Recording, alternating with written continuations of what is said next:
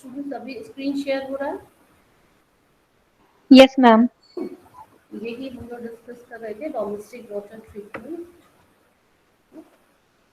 ये पहले हम लोग ने ये देख लिया था कि डोमेस्टिक वाटर ट्रीटमेंट के लिए क्यों नीड क्या है, क्यों ज़रूरी है ना। ये सब हम डिस्कस कर चुके थे कि कलरलेस होना चाहिए, ओडरलेस होना चाहिए, है ना। कोई टार्बिडिटी है 10 ppm से लेस होनी चाहिए, पीडीएस की वैल्यू क्या होनी चाहिए, ये सब चीज़ें हम लोगों ने लास्ट टाइम पे डिस्कस कर लिया था।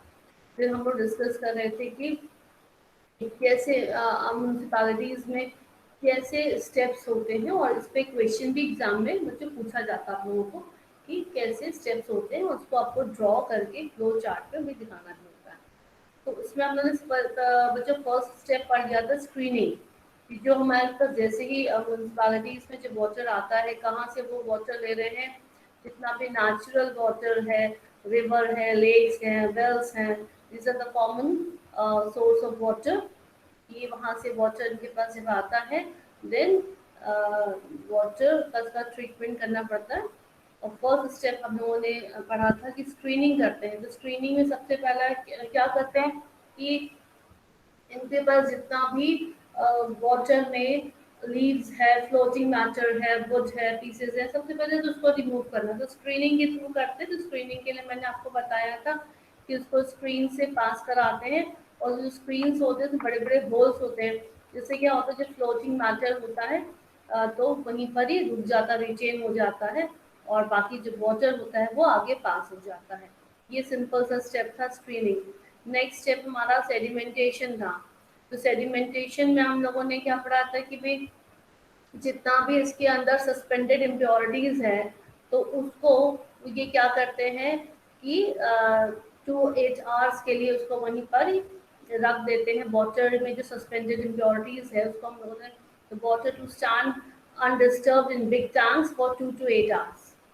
2 to 8 आवर्स वहाँ रहेगा, तो ग्रेविटेशनल फोर्स की वजह से क्या होगा, जितनी भी सस्पेंडेड इम्प्योरिटीज हैं they will settle down, they will settle down, and then after जो हमारा जो ऊपर का जो वाटर है उसको हम निकाल लेंगे, है ना। तो इसको हम लोग निकाल देंगे। तो this process remove only 70 to 75% of the suspended matter. ये प्रोसेस हो जाने के बाद फिर हम लोग करते हैं sedimentation with coagulation. What is the need of this step? Sedimentation तो हमने कर लिया था। Now what is the need of this step, sedimentation with coagulation? Students, what is the need of this step? Ma'am, some colloidal solutes are unable to settle down, so that's why it is necessary to add coagulants to cancel the charges on them. Very good, very good. Like the finally divided silica, clay, and organic matter, they do not settle down easily, है ना? So we have to remove by the sedimentation process, and in this process we have to add some coagulant. तो होता क्या है, जो coagulant, ये जो हमारे जितने भी कोलाइडल फॉर्म में सेडिमेंटेशन पार्टिकल्स हैं, ये कोलाइडल फॉर्म में रहते हैं और नेगेटिवली चार्ज रहते हैं।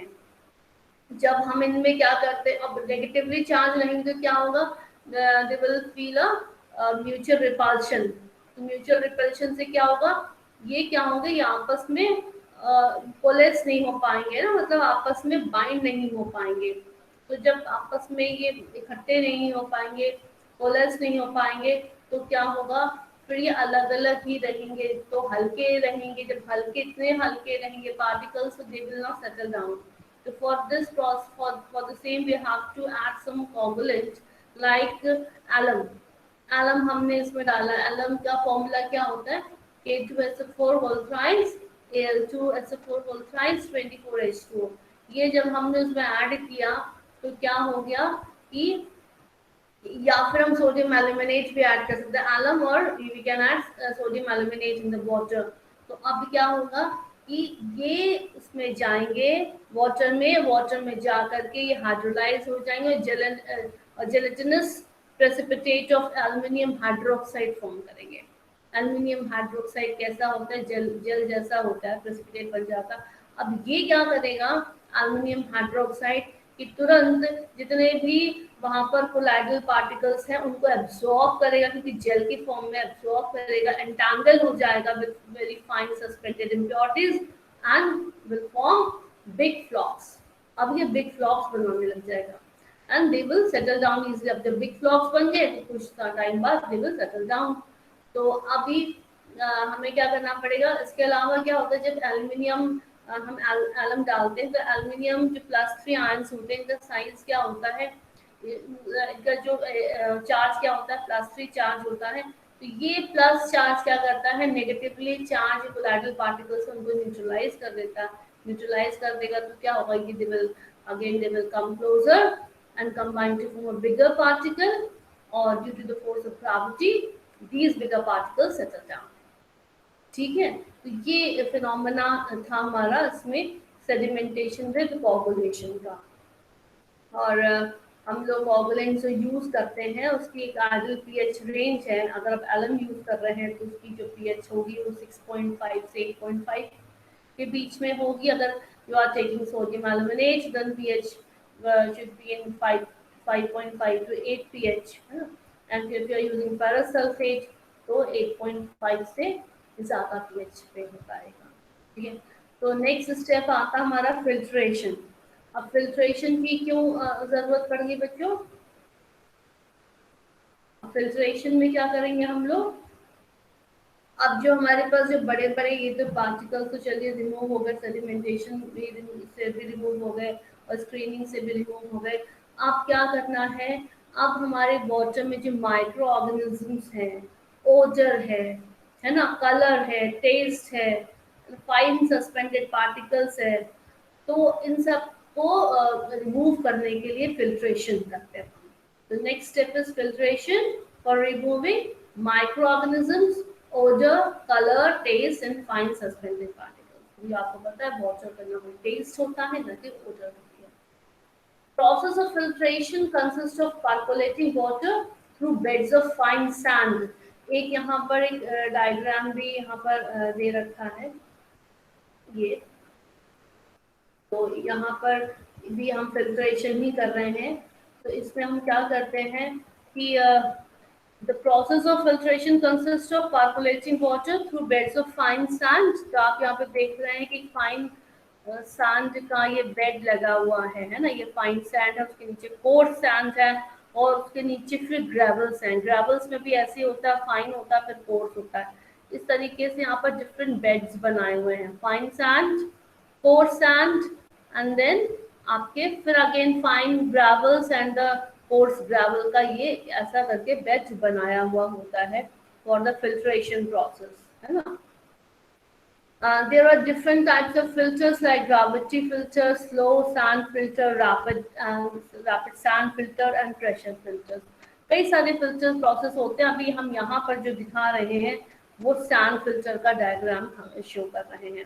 अलग अलग फिल्टर्स हैं, सैंड फिल्टर हम लोग शो कर रहे हैं। तो सैंड फिल्टर में देखिए क्या हो रहा है, यहाँ से जब आपका जो वाटर है ऊपर से डाला जाएगा तो क्या होगा, ये फाइन सैंड में जितने भी आपके बहुत छोटे छोटे पार्टिकल्स हैं, ऑर्गेनिजम्स हैं, ये यहाँ पर रुक जाएंगे फाइन सैंड में, है ना। उसके बाद ये कोर्स सैंड से होता हुआ फिर ग्रेवल से होता हुआ जब वाटर नीचे आएगा तो आप यहाँ देखेंगे कि जो वाटर है वो एकदम से आपका यहाँ पर फिल्टर्ड हो गया है। फिल्टर आपका वाटर यहाँ पर हो गया। यहाँ से आप देखिए कि आपका इनलेट है, सेडिमेंटेड वाटर हमने यहाँ पर डाला हुआ है, सेडिमेंटेड वाटर यहाँ से डाला और ये यहाँ पूरा फिल हो गया। यहाँ से इक्वली प्रेशर के साथ पूरा वाटर यहाँ से यहाँ फिल्टर होता हुआ यहाँ से निकल जाएगा। तो बहुत सिंपल सा प्रोसेस है, कोई ऐसा नहीं है। This process is known as sand filtration. ठीक है, तो अब इसमें क्या हुआ, it consist of a tank. Tank तो आपका बना ही हुआ है ना, बड़ा सा टैंक है containing beds of fine sand, top layer, coarse sand, fine gravel, ये fine gravel and the coarse gravel। bottom में यहाँ पे coarse gravel होता है, यहाँ पर सबसे bottom में। फिर क्या करते हैं, the tank is provided with inlet for sedimented water and then under drain channel at the bottom for exit of filtered water। इतना ही हमारा आपको समझा ही दिया कि ऊपर से वाटर डाला, ऐसे फिल्टर होकर के यहाँ से निकल के यहाँ पे इकट्ठा हो गया और ये यहाँ पर बाहर निकल आया। ठीक है। बट अभी क्या होता है, कुछ टाइम के बाद ये प्रोसेस बहुत ही स्लो हो जाएगा। क्यों स्लो हो जाएगा? क्यों स्लो हो जाएगा बहुत प्रोसेस ये, बताइए। Ma'am, because the sand will clog the pores present. हाँ, बिकॉज क्या होगा, जो सैंड फोर्स होगा ना वो कुछ टाइम बाद क्लॉग्ड हो जाएंगे। क्लॉग क्यों हो जाएंगे? भी लगातार फिल्ट्रेशन प्रोसेस चल रहा है, तो जो सैंड सबसे ऊपर तो क्या है, फाइन सैंड है ना, तो फाइन सैंड सबसे पहले वो आपका क्या हो जाएगा, ब्लॉक हो जाएगा, क्लॉग्ड हो जाएगा। तो ये अब उसको क्या करेंगे, थोड़े टाइम बाद हमें क्या करना पड़ेगा, पूरा पूरा हमें सब पूरा पूरा रिमूव करना पड़ेगा क्या? पूरा चांद को पूरा रिप्लेस करना पड़ेगा? क्या करेंगे हम लोग?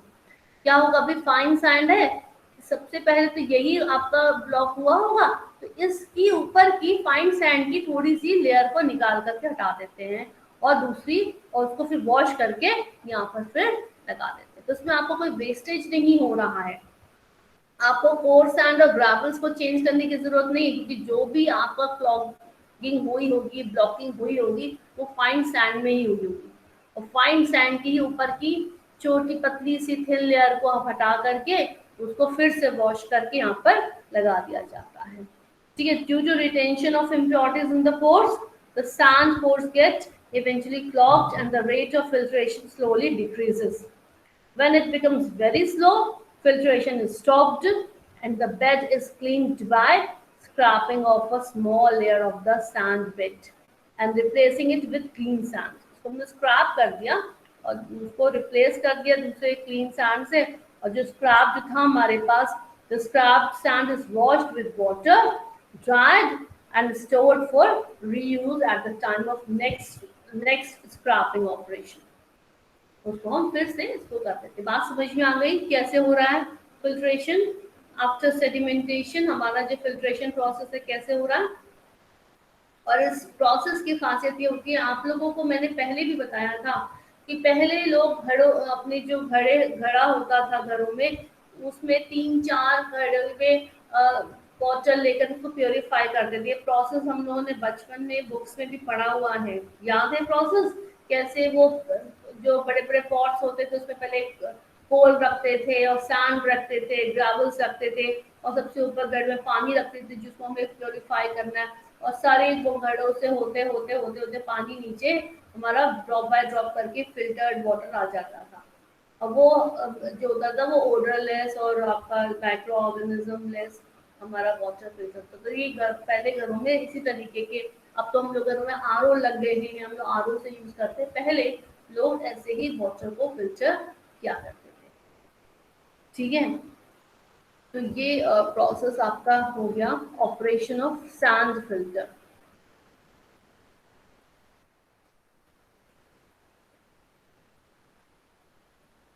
अब आती है बात की नेक्स्ट स्टेप आता है फिल्ट्रेशन के बाद डिसइंफेक्शन, है ना। आप लोगों को जो मैंने स्टार्टिंग में जो चार्ट बताया है, देखिए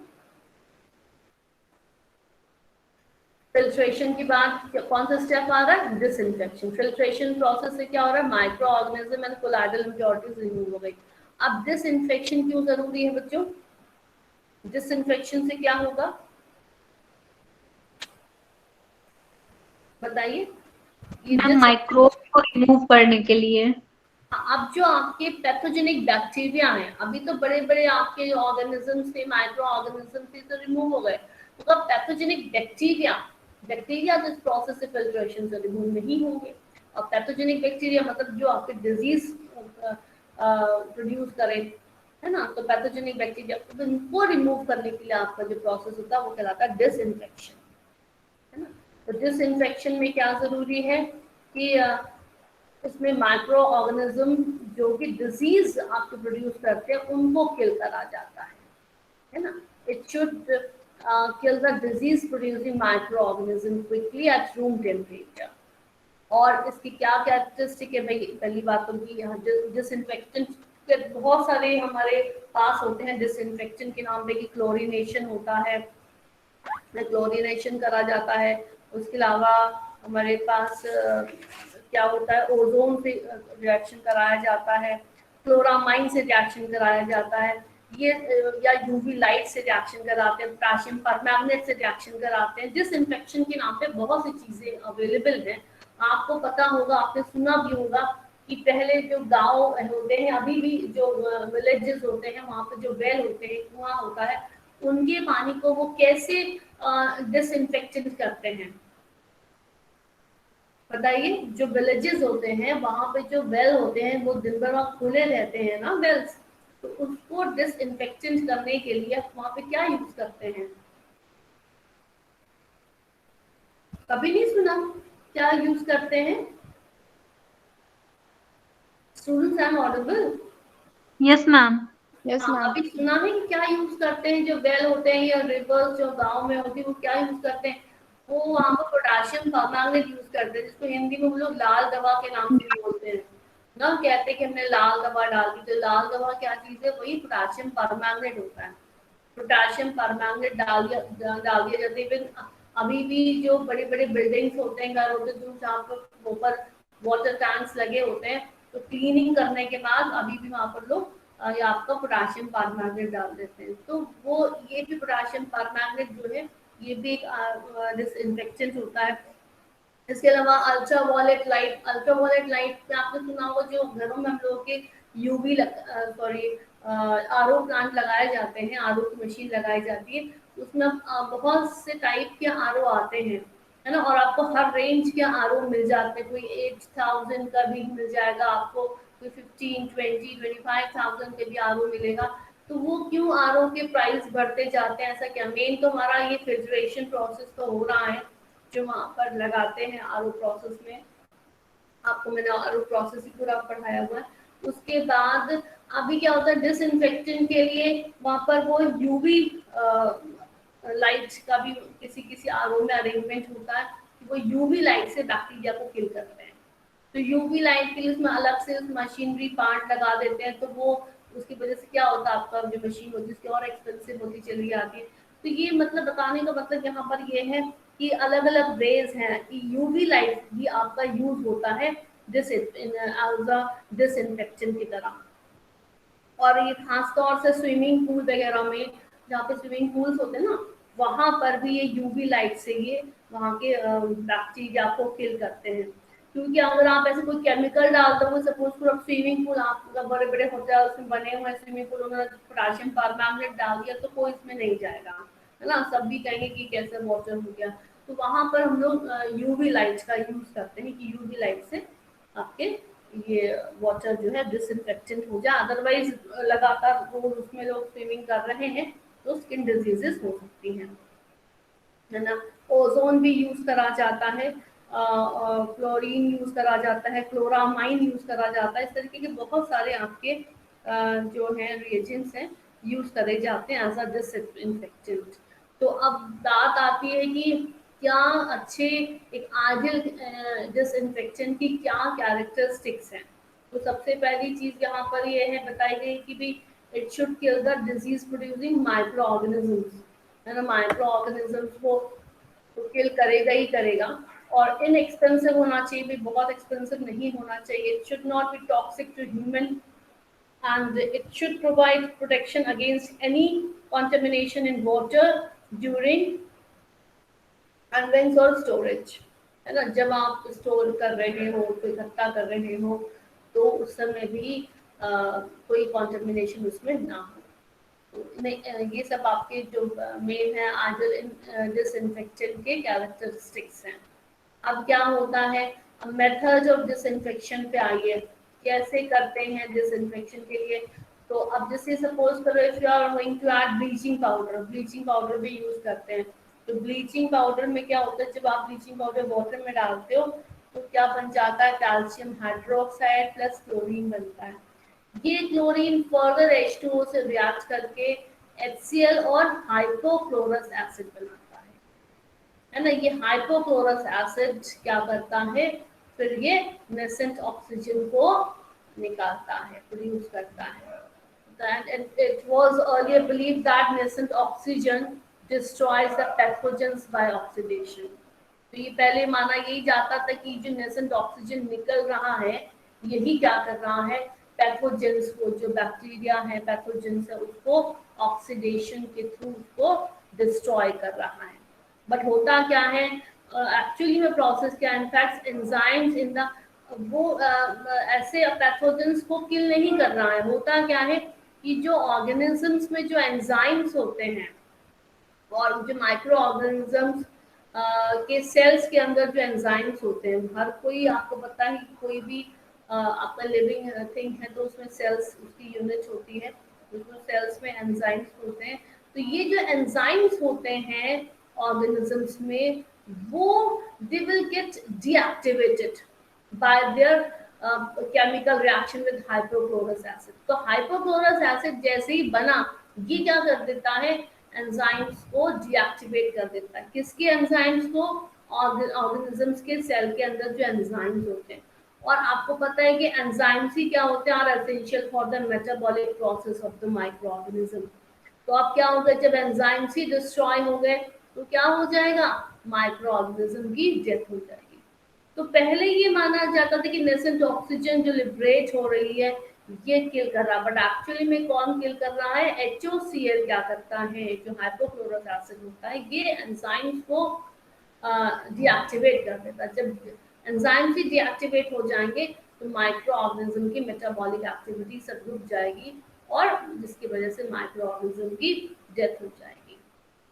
ठीक है, तो ये होता था प्रोसेस ब्लीचिंग पाउडर का। तो ब्लीचिंग पाउडर का आप रिएक्शन देख रहे हो, ब्लीचिंग पाउडर का फॉर्मूला आपको मालूम है क्या, CaOCl2। अभी भी आजकल भी लोग देखो डिसइंफेक्शन के नाम पर घर आसपास घरों पे ब्लीचिंग पाउडर का स्प्रे करवाते हैं, है ना। तो वो यही आपका मेन इसका लॉजिक है कि कैसे वहाँ पे बैक्टीरिया के होते हैं। तो CaOCl2 वाटर से कंबाइन करके कैल्शियम हाइड्रोक्साइड मिलाएगा।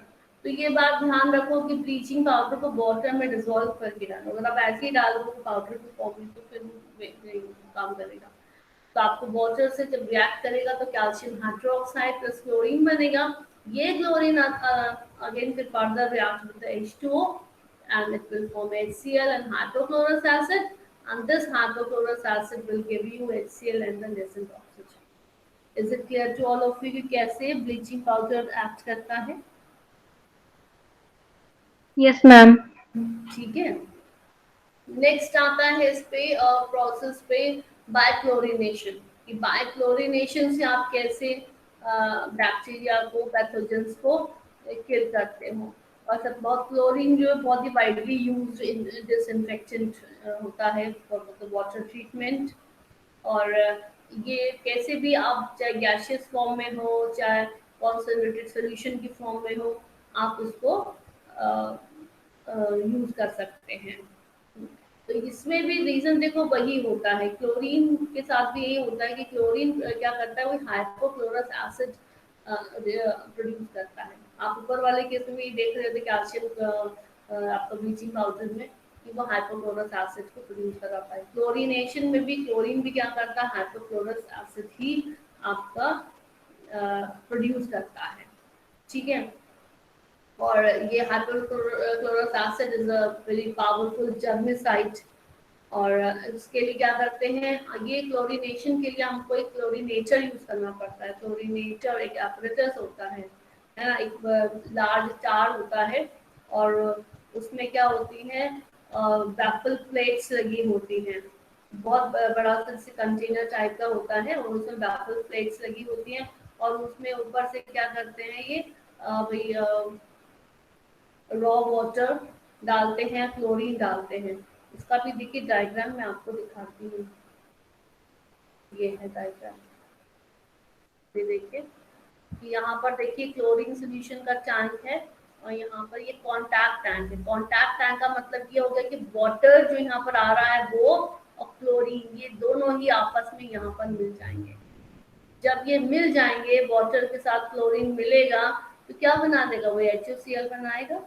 HOCl क्या करेगा, ये आपके जितने भी बैक्टीरिया है माइक्रो ऑर्गेनिजम्स है उनके सेल में जो मौजूद एंजाइम्स हैं उनको डीएक्टिवेट कर देगा। तो बस वो वहाँ पर किल हो जाएंगे। ये आपका डायग्राम इसका है। यहाँ से फिल्टर्ड वाटर आ रहा है, फिल्ट्रेशन के बाद वाटर यहाँ पर आ रहा है, यहाँ से क्लोरीन सोल्यूशन जा रहा है और यहाँ पर हम लोगों ने उसको कंट्रोल करने के बना रखा है कि कितना जाना है। ऐसा नहीं है कि बहुत ज़्यादा क्वांटिटी में आपने क्लोरीन डाल दिया आपका वाटर में ही इतनी स्मेल उतना टेस्ट खराब हो जाएगा कि कोई यूज़ नहीं हो पाएगा। और फिर यहाँ से वाटर आउटलेट यहाँ पर निकल रहा है। दिख रहा है? समझ में आ रहा है? समझ में आ रहा है बच्चों? Yes, Yes, ma'am. ma'am. Yes, ma'am. है ना? ये दोनों ही में आपने ये देखा कि चाहे क्लोरिनेशन हो चाहे ब्लीचिंग पाउडर से रिएक्शन और हाइड्रोक्लोरस एसिड भी बन रही है ना? यहाँ पर जैसे जो मैंने यहाँ पर डिस्कशन लिखा हुआ उसमें तो लिखा हुआ बैफल प्लेट्स का मतलब ये पोरस वाली प्लेट्स होती हैं कि यहाँ पर क्या करते हैं, यहाँ पर आप बैफल प्लेट लगा दो। बैफल प्लेट का मतलब क्या हो गया, वही आपके खूब सारे पोर्स वाली प्लेट्स हैं और यहाँ से वाटर गिरेगा। अलग अलग तरीके के आपके क्लोरिनेटर्स होते हैं, इससे कोई कंफ्यूज मत होइए। बस यहाँ पर यही करना है कि दोनों आपस में मिक्स करने हैं एक कॉन्टैक्ट टैंक पर लेकर के। और ये बात भी है कि आपको मैंने बताया कि क्लोरीन की जो क्वांटिटी होती है वो भी बहुत ज़्यादा नहीं रखनी है, तो 0.3 से 0.5 ppm इज सफिशिएंट। क्लोरीन आपको डिसइंफेक्शन के लिए इतना आपके लिए क्लोरीन ठीक है, 0.3 से 0.5 ppm of Cl2।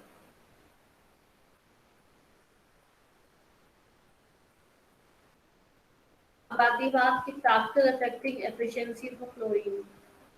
Temperature of water, है ना? आप कौन से आपके फैक्टर इफेक्ट डालते हैं क्लोरीन के एफिशिएंसी फॉर क्लोरीन पर।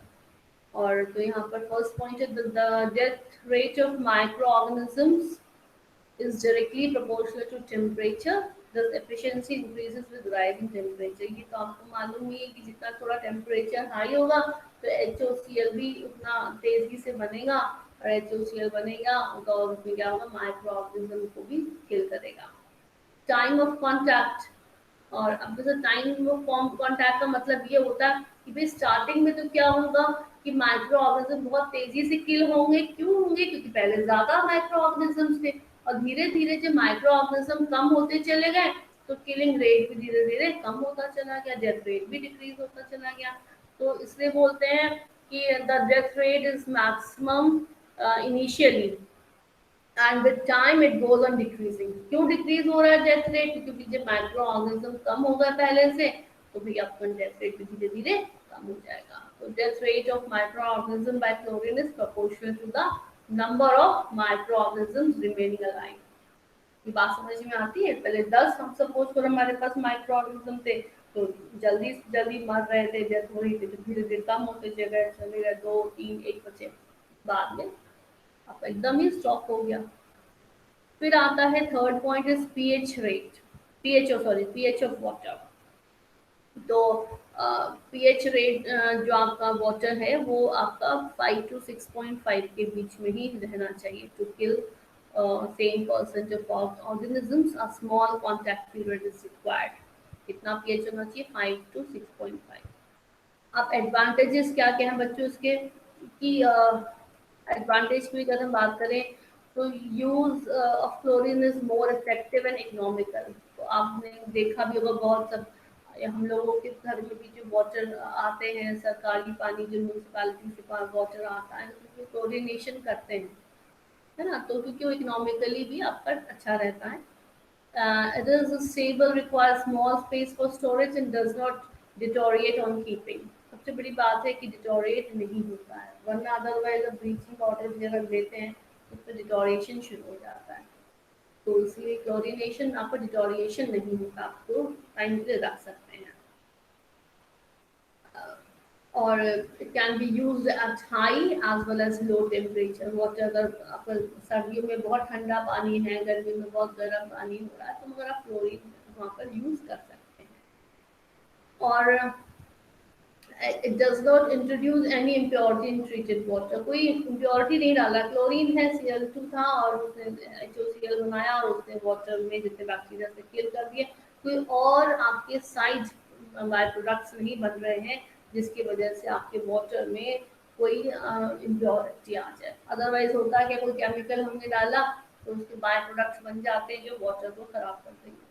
तो some of chlorine is the most ideal disinfectant. बहुत ज़्यादा उसको यूज़ करते हैं, म्यूनसिपैलिटी में यही यूज़ करा जाता है। और मगर डिसएडवांटेजेस भी कुछ हैं भी। सबसे डिसएडवांटेज यही कि भी एक्सेस में क्लोरीन ना ऐड करें। अगर आपने एक्सेस में क्लोरीन ऐड कर दिया है तो उसका टेस्ट और जो आपकी जो ओजन होती है, अक्सर आपने देखा होगा घरों में जो पानी सप्लाई होता है उसमें स्मेल आ रही होगी, क्लोरीन की स्मेल आ रही होगी बहुत ज़्यादा, अगर क्लोरीन अगर यूज़ कर दिया है ना।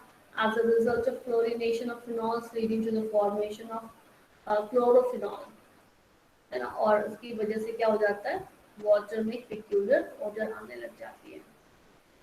और ज्यादा क्लोरीन अगर होगा, आपने लैब में भी देखा होगा कि अगर ज्यादा क्लोरीन अगर यूज करते हैं कहीं तक निकलती गैस, तो आप बहुत आईज में और म्यूकस मेम्ब्रेन में इरिटेशन शुरू हो जाता है और it is not effective at higher pH value. तो अगर आपको वाटर को ट्रीट करना है क्लोरीनेशन के थ्रू, तो आप इसकी जो क्वांटिटी को फिक्स रखें कि इतना ही हमें डालना है, इससे ज़्यादा उसको आप न डालें, ठीक है। और फिर होता है कि the treated water should not contain more than 1 to 0.2 ppm of free chlorine. तो कहते हैं आपका यहाँ पर एक ब्रेक पॉइंट क्लोरीनेशन भी आता है। What is the meaning of break point chlorination? Break point chlorination का बच्चों मतलब यहाँ पर यह होता है कि स्टार्टिंग में क्या होता है, जो आपका जो क्लोरीन होता है वो जितने भी उसमें आपके कंपोनेंट्स हैं जो क्लोरीन से रिड्यूस होने वाले हैं, तो उनके ऑक्सीडेशन में वो आपका जो क्लोरीन होता है यूज होने लग जाता है ना। और जो बाकी और ऑर्गेनिक कंपाउंड्स बन रहे हैं उनको आपको ऑक्सीडेशन करने में क्लोरीन आपका यूज होने लग जाता है। तो धीरे धीरे धीरे जब आपका फ्री क्लोरीन बचेगा, तो वो जो फ्री क्लोरीन बचेगा वही क्या करेगा, माइक्रो ऑर्गेनिजम्स को किल करेगा।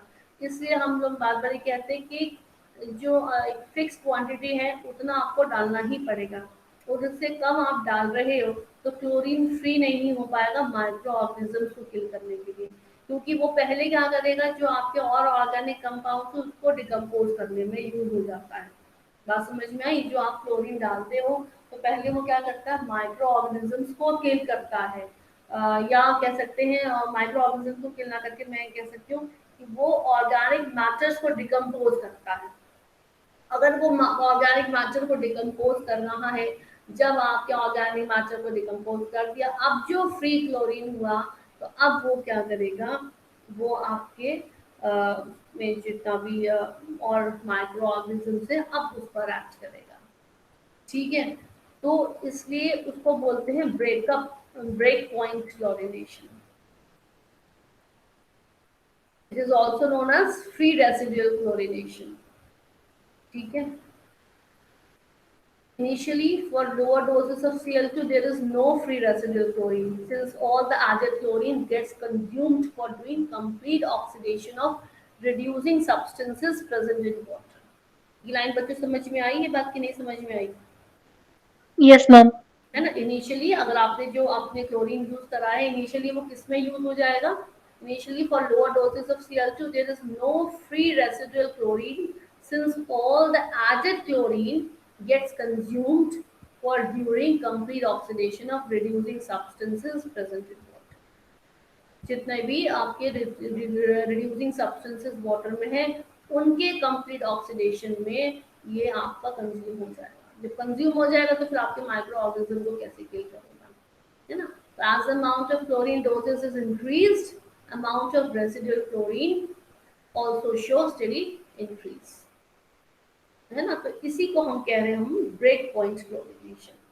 तो अब इसके लिए जरूरी कि आपकी फिक्स क्वांटिटी को इतना डालना है ना, तो इससे कम डालना है ना ही इससे ज्यादा डालना। ज्यादा डाल देंगे तो भी आपको प्रॉब्लम हो जाएगी, ठीक है। ये तो अब आपने क्लोरीन डाल दिया। अब इसके बाद वाटर को हमें क्या करना पड़ता है, डीक्लोरिनेशन भी करना पड़ता है। वही मैंने कहा कि कभी कभी आप वाटर पे आ जाता है उसकी क्लोरीन की स्मेल आ जाती है तो प्रॉब्लम हो जाती है। तो अब क्या करना पड़ता है, इसको हमें डीक्लोरिनेशन करना पड़ता है कि जो क्लोरीन कंज्यूम हुई है, तो जो क्लोरीन यहाँ पर अगर कुछ बची हुई है तो उसको हम कैसे रिमूव करें। तो उसके लिए for over chlorinated water can be dechlorinated by passing through bed of molecular carbon or by adding activated carbon to water and removing it by filtration after the reaction period. तो क्या करना है, अगर आपका एक्सेस क्लोरीन पड़ गया है उसमें और ज़्यादा क्लोरीन है, वाटर बहुत ज़्यादा उसमें स्मेल है, ओडर है, तो उसको डीक्लोरिनेशन प्रोसेस के लिए जाने के लिए हमको मॉलिक्यूलर कार्बन या एक्टिवेटेड कार्बन के बेड से इसको पास कराना पड़ता है। ठीक है, अब जो हमारे पास फिल्टर्ड वाटर होगा वो हमारा डीक्लोरिनेटेड होगा। आप समझ में आ गई? तो इसमें हम लोगों ने पढ़ा क्लोरीनेशन पढ़ा एज अ डिसइंफेक्टेंट, और क्या पढ़ा, ब्लीचिंग पाउडर पढ़ा मेथड ऑफ डिसइंफेक्शन में। ये लास्ट स्टेप ही है हमारा इसका प्रोसेस का। ठीक है,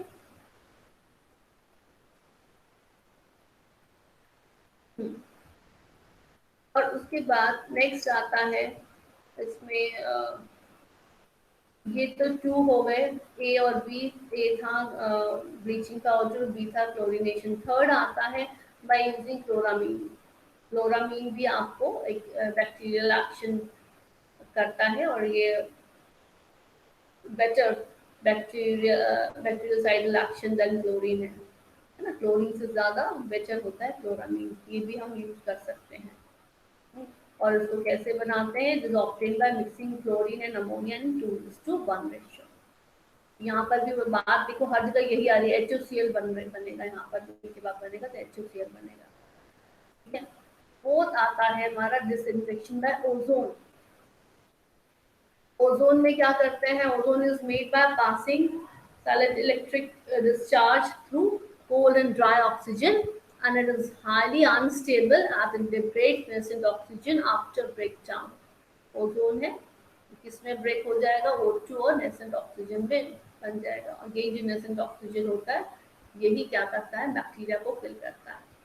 In fact, ozone is an excellent and harmless disinfectant since it produces nascent oxygen, which is a powerful oxidizing agent. तो आपका nascent oxygen भी क्या होता है, powerful oxidizing agent होता है। तो O3 से, ओजोन से हमको nascent oxygen मिल जाती है। So it oxidizes the organic matter present in water and also kills the bacteria. Or disinfection of water by ozone is carried out in ozone sterilizer. या आप ओजोन स्टेरिलाइजर को देखें, यहाँ पर ये देखिए, यहाँ पर ऊपर से आपका रॉ वाटर डाला जा रहा है और ये ओजोन इनलेट है। ठीक है, रॉ वाटर पड़ रहा है और ओजोन इनलेट है। ये यहाँ पर आता कि इसको बोलते पूरा कॉन्टैक्ट टैंक, जिसमें आकर के ओजोन और रॉ वाटर आपस में कॉन्टैक्ट कर रहा है। मिक्सिंग हो गई, जब मिक्सिंग हो गई अच्छे से तो ओजोन से क्या निकला, नेसेंट ऑक्सीजन निकली और ओ ने क्या करा, सब बैक्टीरिया को किल कर दिया। बैक्टीरिया को किल कर दिया, थोड़े टाइम तक इसको हम ऐसे ही रहने देते हैं।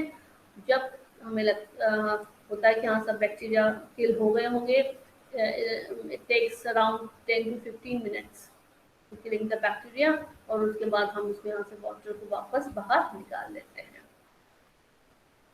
तो ओजोन कितना देते हैं, 2 to 3 ppm की क्वांटिटी में हम इंजेक्ट करते हैं। आप देख रहे हैं बहुत ही ज़्यादा सी क्वांटिटी में ही हम इंजेक्ट करते हैं। 2 to 3 ppm is injected into water and the two are allowed to come in contact in sterilizing tank for about 10 to 15 minutes.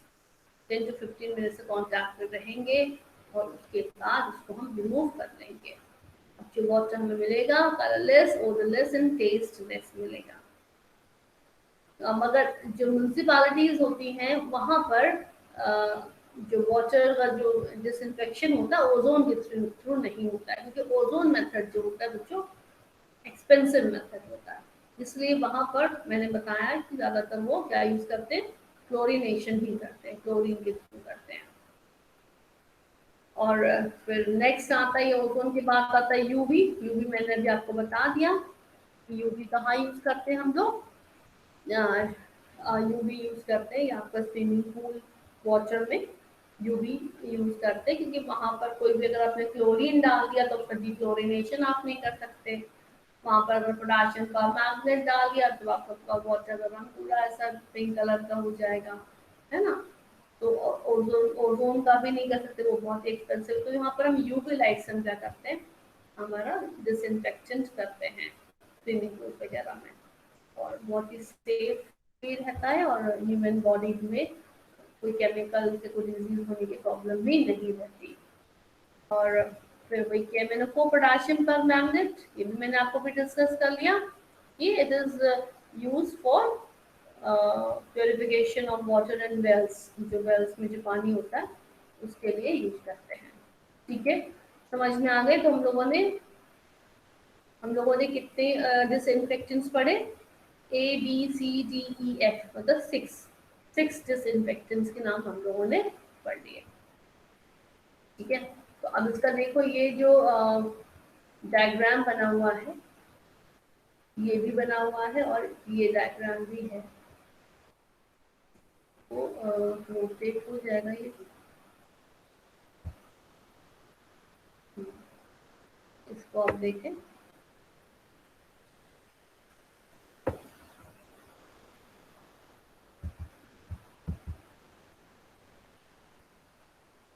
यहाँ पर आप देखिए, ये बच्चों दिख रहा है आप लोगों को डायग्राम, इसका फ्लो चार्ट दिख रहा है?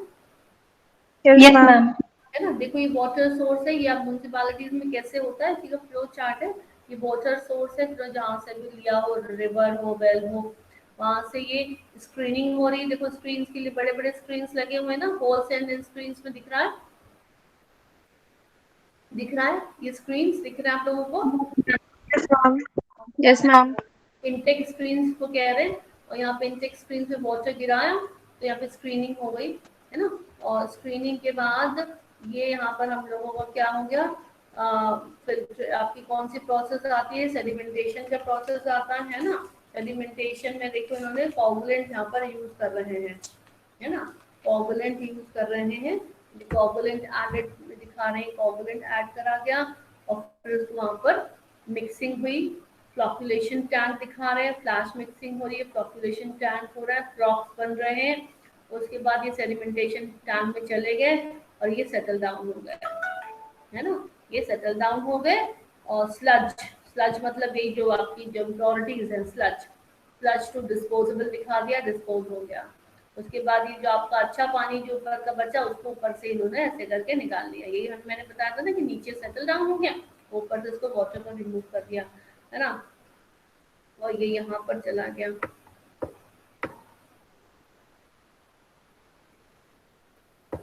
ठीक है, तो ये हमारा हो गया, ये प्रोसेस था कोगुलेशन, ये हो गया सेडिमेंटेशन।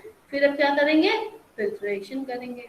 फिल्ट्रेशन में आपको जैसे मैंने सैंड वाला फिल्ट्रेशन बताया था, यहाँ पर रैपिड ड्यूअल मीडिया फिल्टर कर रहे हैं, ये दूसरा प्रोसेस है, मतलब ये फिल्ट्रेशन करना है, फिल्ट्रेशन कर दिया और उसके बाद ये वाटर यहाँ पर आ गया, सारा का सारा क्लियर वाटर आ गया। अभी जो क्लियर वाटर आ गया, लास्ट स्टेप क्या करते हैं, डिसइंफेक्शन का करते हैं। तो आप देख रहे हैं कि यहाँ पर डिसइंफेक्शन को जो भी यूज कर रहे हैं वो यहाँ पर उसको डाल रहे हैं वाटर में, और उसके बाद ये वापस सब जगह पर सप्लाई हो गया, purified water to distribution system. ठीक है, और यहाँ पर जो आपका जो बेस वाटर था ये यहाँ पर डिस्पोजेबल के लिए चला गया। समझ में आया पूरा फ्लो डायग्राम? Yes, तो ma'am. Yes, ma'am. हाँ, तो ये फ्लो चार्ट जरूर आप लोग सीख लेना, चाहे तो ये वाला और चाहे तो ये ऊपर जो मैंने सॉरी ये वाला, है ना?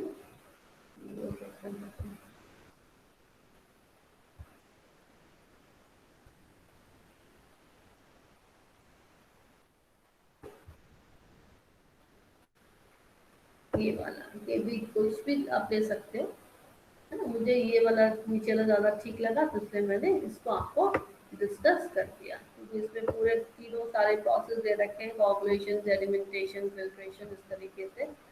तो आप लोग इसमें से कोई भी डायग्राम लिख लीजिएगा, फ्लो चार्ट आना चाहिए। ठीक है, is it clear to all of you? Yes, ma'am.